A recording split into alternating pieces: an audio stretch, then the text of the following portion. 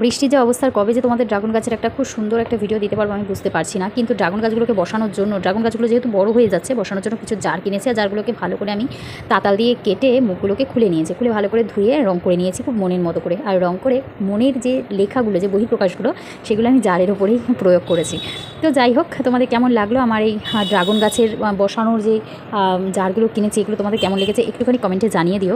আর তোমাদের সাথে আরও একটা কথা রয়েছে আমার, প্রতিনিয়ত যারা আমার ভিডিও দেখো তারা হতেই পারো আমার পরিচিত, কিন্তু প্লিজ যারা ভিডিওগুলো দেখছো ভিডিওতেই কমেন্ট করো, সামনাসামনি কমেন্ট করো না প্লিজ।